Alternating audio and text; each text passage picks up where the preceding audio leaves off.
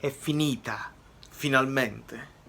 Questi sono gli occhiali top e questi saranno gli occhiali flop. Perché bisogna fare top e flop. È finita la stagione ed è finita con un 3-2 meritato, specchio di tutta la stagione. È giusto che sia andata così, è proprio giusto, nonostante il Napoli comunque ha fatto un buon inizio, poi ha fatto la reazione veemente. È bello vedere quando entra Mertens e comunque cambia la partita.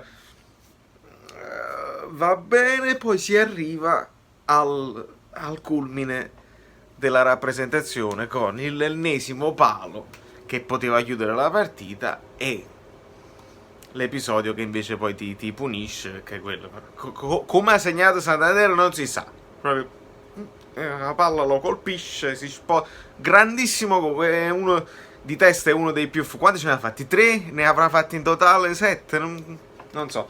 Comunque, meritato. Bologna ha meritato di. Bene, Mihajlovic, e poi Mihajlovic ci riporta al discorso degli allenatori, ma non vorrei fare confusione.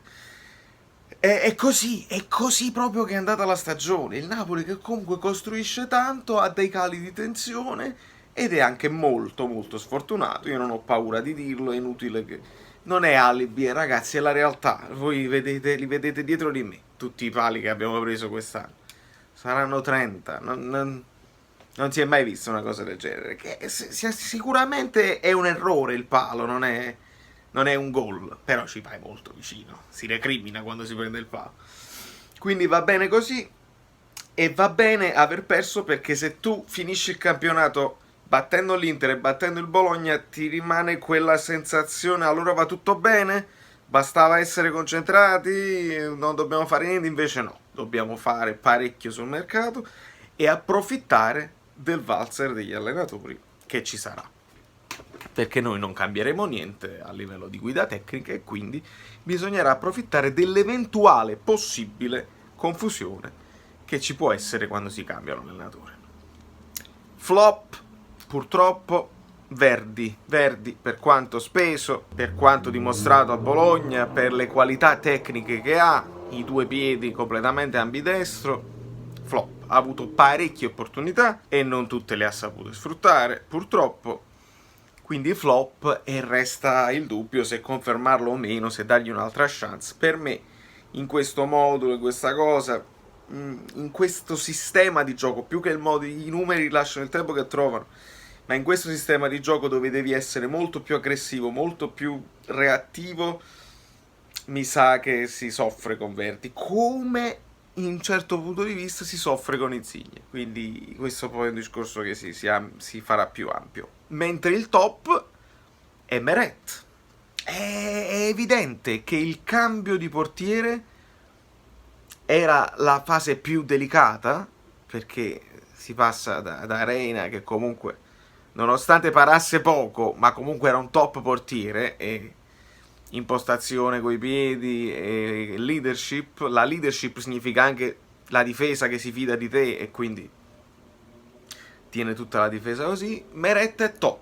Meret è un acquisto che nessuno poteva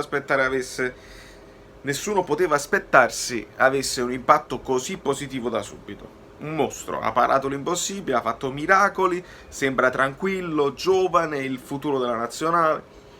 Grandissimo acquisto. Quindi il flop e i top per me sono proprio i 2 nuovi acquisti praticamente della stagione.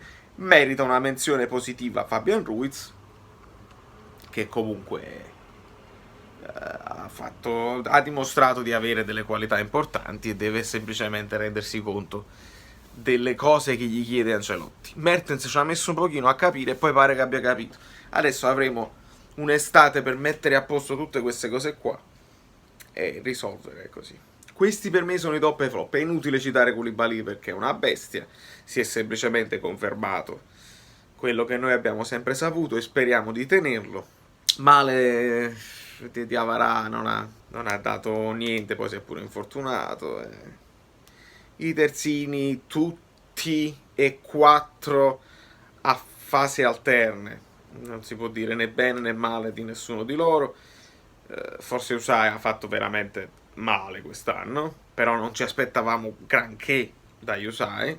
Insigne merita un discorso a parte, secondo me, perché ha cominciato molto bene, poi si è perso mentalmente, non ce l'ha, non ce la fa, soffre tanto la pressione, non va bene. Per me bene Milik, perché comunque fai 17 gol, fai più gol di Icardi, di Dzeko, ha fatto più gol di un sacco di gente, di Belotti e di Immobile che noi compreremo domani mattina, insomma, è uno che il gol lo sa fare, ha pagato nel finale probabilmente la prima stagione vera e propria dove non si è infortunato, secondo me questa è andata. A Milik gli affianchi un'altra punta, che si possano gestire i periodi di appannamento, uno che possa giocare con lui. La mia idea resta sempre Belotti, anche se non se ne parla, si parla della qualunque si parla mo di Rodrigo, si parla di Lozano sempre, si è parlato di Immobile pure, ma sono i nomi che si fanno perché sono facili da fare, io non lo so se ci sono trattative vere e proprie. Quagliarella però entra in quei giocatori che è nella fase per forza calante, anche se cioè, io credo che questo sia il picco della sua carriera. L'unica cosa positiva è che venendo a Napoli può avere uno stimolo esageratissimo in più, la felicità di concludere la carriera qua e l'accettare un ruolo da comprimario, perché non è che puoi fare il titolare fisso, non credo. Però se è integro fisicamente, perché no?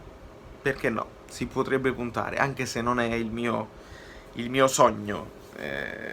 Ci vorrebbe qualcosa di più, veramente, per tentare di rompere il cazzo alla Serie A l'anno prossimo, visto che l'Inter può far meglio con Conte, però devono ingarrare la campagna acquisti e bisogna ricominciare tutto da capo. Il Milan ha esonerato, non c'è più Gattuso e dovrà ricominciare, io ripeto, Di Francesco, Sarri, Simone Inzaghi o Spalletti addirittura. Perché dico Simone Inzaghi? Perché Simone Inzaghi probabilmente lascerà la Lazio alla fine, che probabilmente può scegliere Mihajlovic, parlo di cose logiche, e la Juve, Sarri, che però potrebbe andare al Barcellona. Pensate come mamma mia, se Sarri va al Barcellona, diventa il non plus ultra, una squadra che è abituata a palleggiare in Spagna.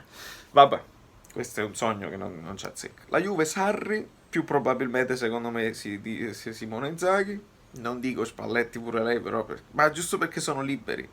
Alla fine si deve liberare, per esempio alla Roma potrebbe andare Gattuso, per assurdo, perché alla fine quelli sono, è difficile fare delle rivoluzioni. Comunque questo è tutto un altro argomento che merita tutto un altro video. Quando succederà qualcosa di serio però, non è che potremmo parlare di nulla, perché video Guardiola firmato già e non ne ovvero niente, allora che parla ma fa. Quando si parla di Sarri ha firmato già per la Juve, un attimo solo. Quando poi firmerà faremo tutte le considerazioni del caso, se firmerà. Se poi firma per il Barcellona, io rido e me la godo proprio. Però poi vediamo. Da New York Valerio Fluido è tutto, e scusate il ritardo, ma tengo che fa. E voi lo sapete che non è che faccio questo per mestiere, ma vi voglio bene lo stesso perché vi iscrivete al canale e mi chiedete i video e sono contento che lo fate e statevi bene.